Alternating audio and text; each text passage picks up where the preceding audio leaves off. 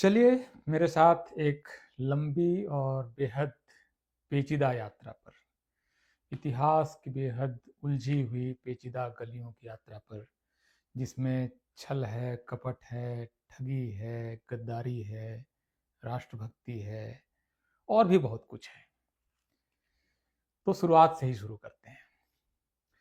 शुरुआत का बिंदु मैं आपके लिए और अपने लिए तय कर रहा हूँ। 1 जनवरी 1818 सुबह सुबह का समय है। पुणे के पास भीमा नदी और उसके पास कोरेगांव का इलाका, कोरेगांव का क्षेत्र, जहां पर दो सेनाएं आमने सामने हैं। एक तरफ ब्रिटिश फौज, ब्रिटेन की इन्फेंट्री, 500 सैनिक, जिसमें 24 सैनिक ब्रिटिश हैं। बाकी जो सैनिक हैं उसमें तमाम लोग हैं, मराठा हैं, महार हैं, कोली हैं, कुंभी हैं, तमाम तरह की जातियों के लोग उसमें हैं, मुसलमान हैं, तमाम तरह के लोग हैं उस सेना में। दूसरी तरफ 28,000 की पेशवा की फौज है और लाव लश्कर लंबा चौड़ा, ढेर सारे घोड़े, हाथी वगैरह सब कुछ हैं। 500 सैनिकों और 28,000 सैनिकों के बीच सुबह लड़ाई शुरू होती है और सूर्य डूबने से पहले, सूरज जब क्षितिज की ओर है, पहुंच ही रहा है, उस समय ये लड़ाई खत्म होती है। और इस लड़ाई के बाद ये एक निर्णायक फैसला होता है कि भारत में शासन किसका रहेगा। इस फौज, दोनों फौज की इस लड़ाई में अल्टीमेटली जो ब्रिटिश फौज है, 500 की फौज, वो फौज जीत जाती है और 28,000 की फौज हार जाती है। और जो 28,000 तो क्या हार गई, उसमें से 5,000 से ज़्यादा लोग उसमें मारे जाते हैं, बाकी लोग यहाँ वहाँ छितरा जाते हैं। तो ये हुई है लड़ाई, जिसको कि इतिहास की किताबों में भीमा कोरेगांव की लड़ाई के रूप में जाना जाता है।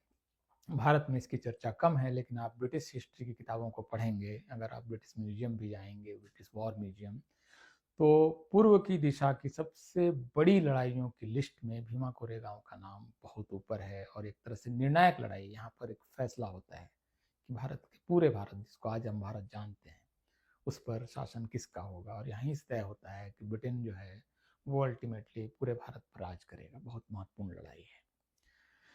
इस लड़ाई के बारे में एक बात और महत्वपूर्ण है कि 1927 में जो यहाँ पर जो सैनिक मरे थे, उनकी स्मृति में एक स्तंभ खड़ा है, जिसको ब्रिटेन ने खड़ा किया था उस समय ब्रिटिश फौज ने, जिसको भीमा कोरेगांव स्तंभ के नाम से जानते हैं। 1927 में वहाँ पर बाबा साहब डॉक्टर भीमराव अम्बेडकर पहुँचते हैं और वो तस्वीर बहुत ऐतिहासिक तस्वीर है जो आप लोगों ने देखी होगी। आज उस लड़ाई को तमाम तरह से अलग अलग लोग अलग अलग तरीके से याद करते हैं।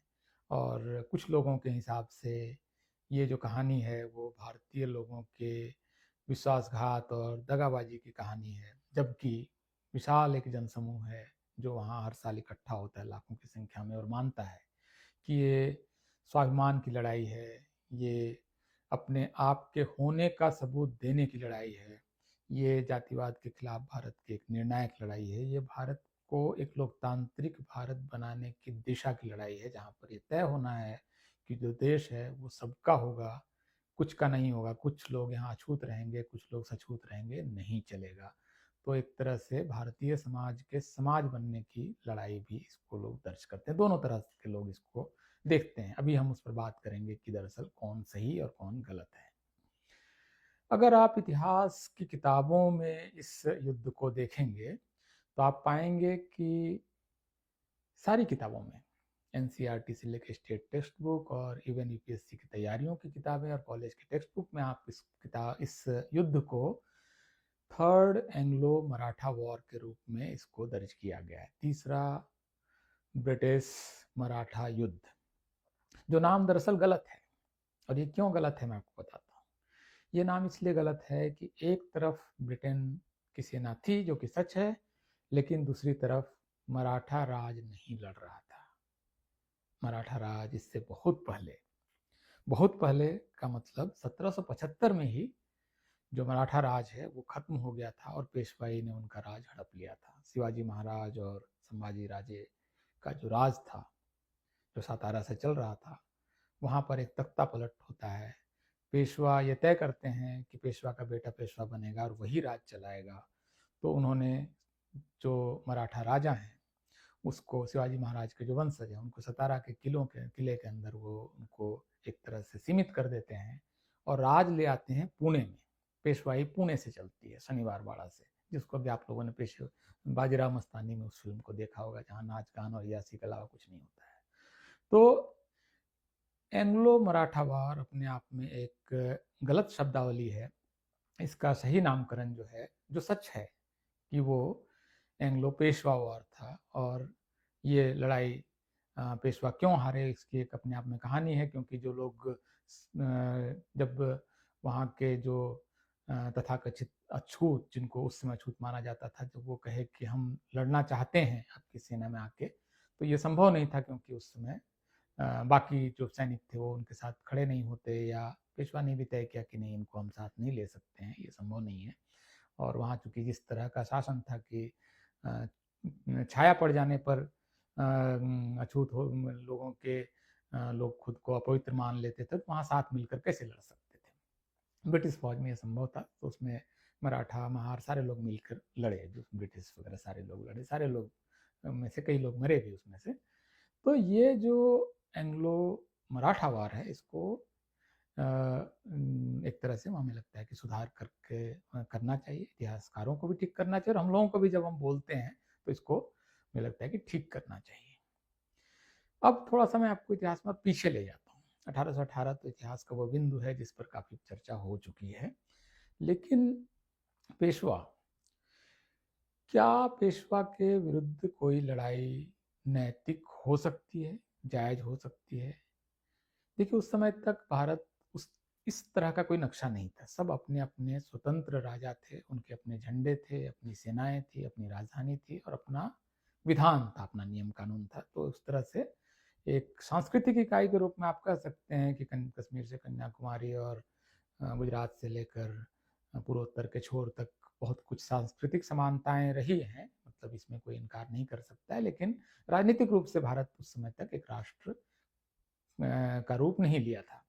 वो राष्ट्र एक तरह से सबसे बड़ा जो एक शेप था वो मौर्य साम्राज्य के समय था, और उसके बाद फिर अकबर के समय था, लेकिन उसमें भी पूर्व दक्षिण वाला हिस्सा नहीं था, जो औरंगजेब ने बाद में भी कोशिश की, और नहीं, वो फाइनली पूरे दक्षिण तक नहीं पहुंच पाए। तो भारत जैसा एक तरह से राजनीतिक कुछ नहीं था। तो जो सैनिक ब्रिटेन की तरफ से लड़ रहे थे वो भारत के खिलाफ नहीं लड़ रहे थे। इस बात को आप अपने दिमाग में बैठाइए, ये बहुत महत्वपूर्ण बात है। वो पेशवा से लड़ रहे थे। पेशवा से विभिन्न कारणों से लड़ रहे थे।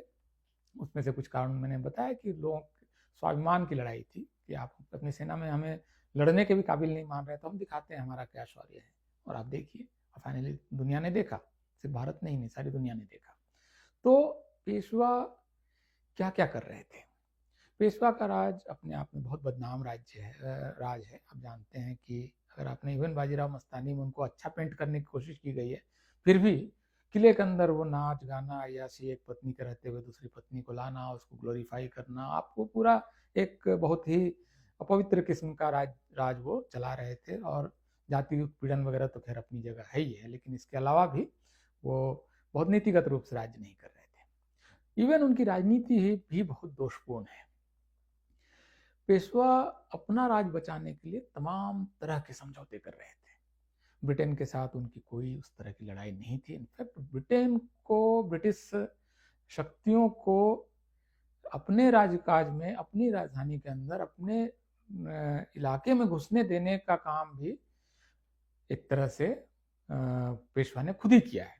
और ये पीरियड है 1775 का। 1775 में आप पाएंगे कि पेशवा ने एक संधि की ब्रिटेन के साथ, भीमा कोरेगांव से बहुत पहले, और वो संधि सूरत की संधि के रूप में इतिहास की किताबों में दर्ज है, जिसमें कि पेशवा, चूंकि उनको अपने राज्य के अंदर चुनौती मिल रही थी और उनकी अपनी दावेदारी बहुत संदिग्ध मानी जा रही थी, तो जिनसे चुनौती थी उनको निपटाने के लिए उन्होंने ब्रिटेन को अपने राज्य में घुसाया और सूरत की संधि की।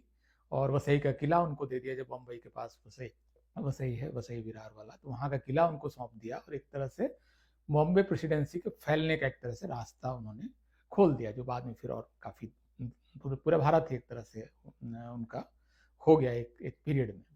तो यहाँ एक पेशवा कोई बहुत पवित्र ढंग से राज नहीं कर रहे थे, और वो राजनीतिक रूप से भी बहुत सारी ऐसी चीज़ें कर रहे थे जिसको नैतिक नहीं कहा जा सकता है।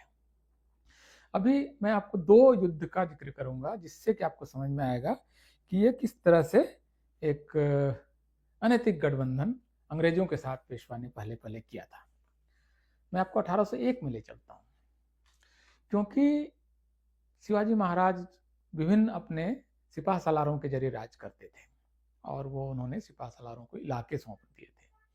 तो इन इलाकों में सबसे बड़ा जो इलाका था वो शिंदे का था, और वो शिंदे ग्वालियर से राज करते थे, और वो राज दिल्ली के पास रोहतक तक, और मुगल एक तरह से जहाँ पर दिल्ली के आसपास चूंकि वो सीमित हो गए थे बाद में चलते चलते, तो वहाँ तक मुगलों के साथ उनकी सीमा सट रही थी रोहतक तक, और लगभग पूरा राजपूताना एक समय इनके प्रभाव में था। इसके अलावा महत्वपूर्ण एक किलेदार या जो सिपा सलार उनके हुआ करते थे वो होलकर थे, जो इंदौर से राज कर रहे थे, बहुत महत्वपूर्ण है। इसके अलावा बड़ौदा गायकवाड़ वहाँ से राज कर रहे थे। नागपुर भोंसले उनका राज चल रहा था। जबलपुर पवार, ये उनके महत्वपूर्ण सिपा सलार थे जिनके अलग अलग राज्य चल रहे थे। जब अंग्रेजों ने अपना प्रभाव विस्तार करना शुरू किया और पेशवा को जब देखा इन सारे सिपा सलारों ने और सारे योद्धाओं ने और सारे राजाओं ने कि पेशवा इनके साथ मिलजुल कर चल रहा है, तो इन्होंने आपस में ये तय किया कि हम चुनौती देते हैं ब्रिटेन को, हम इस तरह से उनको एक एक राज्य में घुसने नहीं देंगे, वरना ये पूरे देश में छा जाएंगे। और करते करते ये हुआ कि 1801 में दो सेनाएं फिर आमने सामने हुई। एक तरफ ये बहुत महत्वपूर्ण युद्ध है, सेकंड एंग्लो मराठा वॉर, जिसमें कि एक तरफ ब्रिटिश, पेशवा और मुगल, ये तीनों एक साथ खड़े हुए। अभी लोग कहते हैं कि सिंधिया ने गद्दारी की, देखिए गद्दारी कौन कर रहा है। और यहाँ जब नानाजी पेशवा 1857 फिर से क्रांति करेंगे तो क्यों साथ दे सिंधिया उनका, इतिहास का बहुत बड़ा सवाल है। अभी जब ग्वालियर, नागपुर और इंदौर, शिंदे, भोंसले और होलकर अंग्रेजों से निपटने की तैयारी कर रहे हैं 1801 में, तब पेशवा ब्रिटेन और मुगलों के साथ मिलकर इनको हराने की कोशिश कर रहे हैं।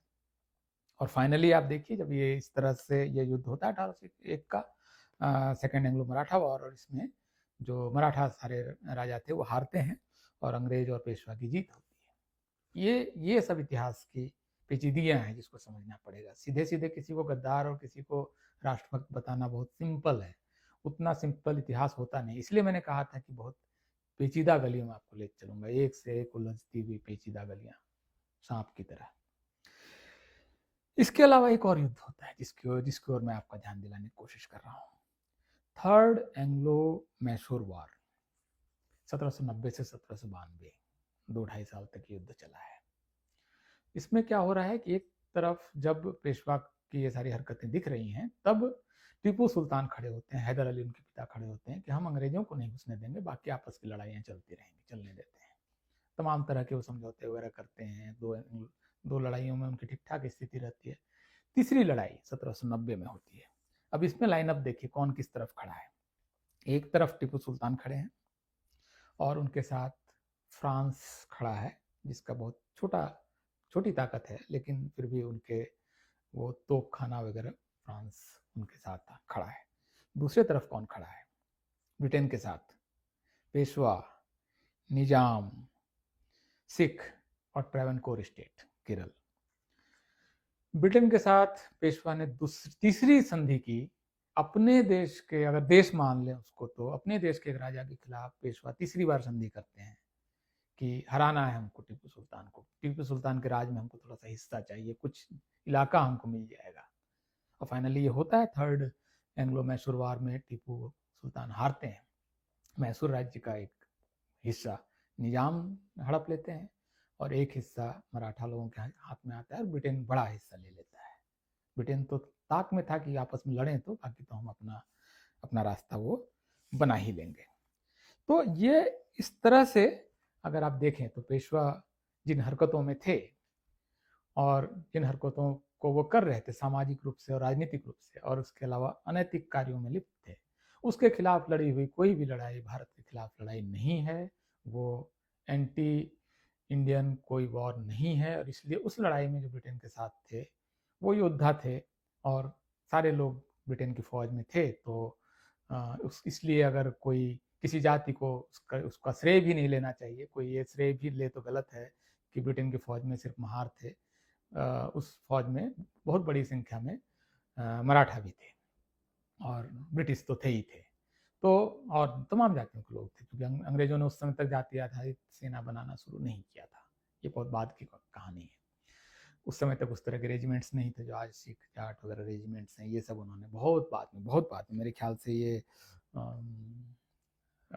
बल्कि उस कहानी के बारे में मैं आपको थोड़ा सा बता ही देता हूँ कि किस तरह से मार्शल रेस थ्योरी आती है और क्या क्या होता है। देखिए, ब्रिटेन का ने पहली बार पैर जमाया है बंगाल से। कलकत्ता में वो अपना क्षेत्र बनाते हैं, फैक्ट्री बनाते हैं, फैक्ट्री जिसको बोलते हैं गोदाम एक तरह से होता है सामान वगैरह का, और वहाँ पर जहाज आके टिकते हैं, वहाँ पर वो जम जाते हैं। और उसके बाद पलासी की लड़ाई होती है, बक्सर की लड़ाई होती है, फैलते फैलते वो अवध होते हुए लगभग वो उनकी सीमा सटने लगती है दिल्ली के आसपास तक। इसको लेकिन वो बंगाल प्रेसिडेंसी कहते हैं। बेशक वो उसमें बड़ा हिस्सा जो है वो बिहार यूपी का है, लेकिन वो बंगाल प्रेसिडेंसी कहते हैं। और अंग्रेजों की सेना में शुरुआती जो लोग आते हैं वो इसी इलाके से आते हैं, बंगाल नेटिव इन्फेंट्री। और इसमें सबसे बड़ी संख्या, इसके बारे में आप अगर भारतीय सेना का इतिहास का अगर आप देखेंगे तो बड़ी संख्या वहाँ पर आती है, इसी यूपी और बिहार से आती है। इसमें शाहबाद और ये जो इलाका है आपका भोजपुर वाला, वहाँ से काफ़ी बड़ी संख्या में सैनिक आते हैं, और बलिया गोरखपुर से लेकर वो जो पूर्वांचल है वहाँ से अवध से काफ़ी सैनिक आते हैं। इसीलिए आप देखेंगे कि मंगल पांडे जो हैं वो बंगाल नेटिव इन्फेंट्री में है। और अगर उनको ये शक नहीं होता कि इस कारतूस में गाय की चर्बी है, तो उनकी जो बंदूक है वो भारतीय लोगों पर ही चल रही होती। तो 1857 एक तरह से भारतीय फौज के इतिहास का एक प्रस्थान बिंदु है, क्योंकि जो ब्रिटिश इंडियन आर्मी है उसमें लगभग 70% के आसपास फौज जो है वो इसी इलाके से आती है, और उसमें सबसे बड़ी संख्या जो है ब्राह्मणों की है। और इसके अलावा फिर राजपूतों की बड़ी संख्या है, जिसको ठाकुर वगैरह के नाम से जानते हैं अलग अलग जगहों पे। ये सेना जो है, ये जो 1857 का विद्रोह है, क्रांति है, स्वतंत्रता की पहली लड़ाई है, जिस भी आप नाम से जानना चाहें, बोलना चाहें, इसमें जब ये सेना लड़ती है अंग्रेजों के खिलाफ, कई जगह विद्रोह होता है, मेरठ से लेकर बैरकपुर तक ये पूरा क्षेत्र है जो 1857 का। और इधर दक्षिण में आपको झांसी से होते हुए ग्वालियर और नीचे तक, ये इस इलाके में जब लड़ाई होती है तो देश के कुछ इलाके इस लड़ाई में शामिल नहीं होते हैं, बल्कि वो अंग्रेजों की फौज में उससे बड़ी संख्या में शामिल होते हैं। और वो इलाका है आज का जो दिल्ली के बाद का, उसमें पंजाब माना जाता के अंदर आता था। दिल्ली भी उसमें पंजाब का एक जिला था। तो दिल्ली से लेकर हरियाणा, पंजाब, हरियाणा का थोड़ा, राजस्थान का थोड़ा सा इलाका, और उधर फिर लाहौर पेशावर से होते हुए नॉर्थ वेस्ट फ्रंटियर तक, इस इलाके से अंग्रेजों ने फिर बड़ी संख्या में फौज लाना शुरू किया। और यहाँ तक स्थिति हो गई कि 1943 आते आते जो ये ग्रेटर पंजाब है, नॉर्थ वेस्ट फ्रंटियर वगैरह मिलाकर, यहाँ के फौजियों की संख्या 58% हो गई। भारत की जो ब्रिटिश इंडियन आर्मी है उसमें, यहीं पर वो ये इलाका जो है वो सेना प्रोवाइड करने लगा, क्योंकि ये जो इलाका था 1857 में नहीं लड़ रहा था। और इस इलाके से बड़ी संख्या में जब फौज आने लगा तो एक तरह से ये भी एक समस्या हुई, बल्कि जब 1947 में विभाजन का समय आया तो इस इलाके से मुस्लिम भी बहुत बड़ी संख्या में थे, और टोटल भारतीय फौज में बहुत बड़ी संख्या, लगभग आधी से ज़्यादा संख्या मुसलमानों की थी उस समय, क्योंकि वो इसी इलाके से फौजी ले रहे थे वो। और मार्शल रेस की थ्योरी इसी हिसाब से बनाई गई कि 1857 में कौन हमारे साथ हमारे खिलाफ नहीं लड़ रहा था। इससे एक तरह से उन्होंने मार्शल रेस को बनाया, और फिर जब एक पीढ़ी लड़ने लगती है तो अगली पीढ़ी भी आ जाती है। जनरेशनल एक परंपरा है सारी दुनिया में ही। तो इस इलाके से चूंकि आने लगे तो वो फौज के लिए और तैयारी करने लगे, तो उनकी संख्या बढ़ती चली गई। ये एक बड़ी समस्या थी जिसका अब धीरे धीरे समाधान उसका हो रहा है। मुझे लगता है कि आने वाले 10-15 साल में जो जाति या इलाका आधारित सेना है, वो भारत में रेजिमेंट्स वगैरह है, वो धीरे धीरे विलीन हो भी रही है। और एक इन्फेंट्री के अलावा कहीं पर वो है भी नहीं। ज़्यादातर फौज के अंगों में वो जाति या इलाका आधारित विभाजन नहीं है। इसमें असल में दो इलाके 1857 के बाद फायदे में रहे, जहाँ से बड़ी संख्या में फौजी आए। एक तो पंजाब और नॉर्थ वेस्ट फ्रंटियर हरियाणा वगैरह का जो इलाका है वो, और दूसरा इलाका नेपाल और उत्तराखंड, जिसको आज की तारीख में हम जानते हैं गढ़वाल, कुमायूं। ये एक तरह से कभी गुरखा शासन के अधीन भी था।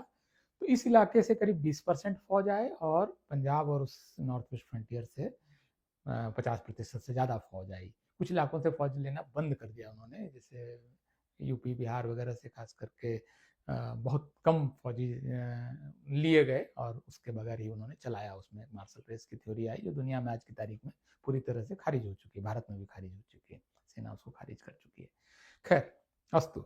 तो यहाँ से असल में जो बात मैं कहना चाहता हूँ कि भीमा कोरेगांव को लेकर अलग अलग चिंतन है, सोच है। एक जो सरकारी चिंतन है, जो टेक्स्ट बुक का चिंतन है, मेरे ख्याल से उसमें दोष है। उसमें दोष ये है कि वो इसको भारत के खिलाफ युद्ध के तौर पर देखता है। दूसरा, वो मराठा और ब्रिटेन के खिलाफ की लड़ाई के तौर पर देखता है, और इस वजह से फिर बहुत सारी समस्याएं खड़ी होती हैं। तो इतिहास के पुनर्लेखन होता रहा है। जो ब्रिटेन जब भारत पर राज कर रहा था, उस समय का जो इतिहास पढ़ाया जाता था, वो इतिहास तो आज हम नहीं पढ़ाते। और भारत और पाकिस्तान दोनों देश इतिहास की एक ही घटनाओं को अलग अलग ढंग से देखते हैं। तो इतिहास, चूंकि भारत का लगातार लोकतांत्रिकरण हुआ है पिछले 75 साल में, और भी हो रहा है, तो इतिहास की किताबों का भी लोकतांत्रिकरण होना चाहिए, और मुझे उम्मीद है ये होगा। इसमें जो मैं आपको पेचीदगियाँ बता रहा हूँ, ये बहुत लंबी पेचीदगी है, और एक ही टेक में मैं ये रिकॉर्ड कर रहा हूँ, तो बहुत सारे फैक्ट हो सकता है कि इसमें मुझसे छूटे होंगे। तो हालांकि कोशिश हुई थी, एक्चुअली ऐसा भी नहीं है कि कभी कोशिश नहीं हुई थी कि मिलकर एक बार निपटा लेते हैं, लेकिन वो सब कोशिशें कामयाब नहीं हुई अपने अपने स्वार्थों के कारण। और इसमें एक और आखिरी चीज़ कि सिंधिया को मेरे ख्याल से कोई इस बात के लिए दोषी न ठहराए कि वो युद्ध में क्यों नहीं शामिल हुए, क्योंकि जब सिंधिया लड़ रहे थे तो पेशवा नहीं शामिल हुए थे। तो पेशवा के नेतृत्व में जो लड़ाई चल रही थी, उसमें सिंधिया कैसे शामिल होते हैं? इस बात को बहुत बारीकी से समझिए।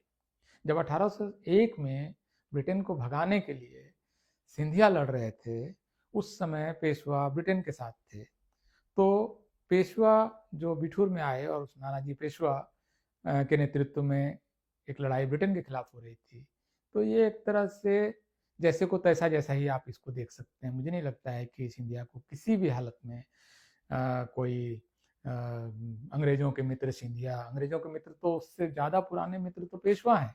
पेशवा ने तो बार बार भारतीय राजाओं के खिलाफ लड़ाई में अंग्रेजों का साथ दिया है। टीपू सुल्तान के खिलाफ हो, सिंधिया के खिलाफ हो, होलकर के खिलाफ हो, गायकवाड़ के खिलाफ, सबके खिलाफ तो पेशवा लड़ रहे हैं। अपने राज में उन्होंने उनको इतना बड़ा बना दिया है।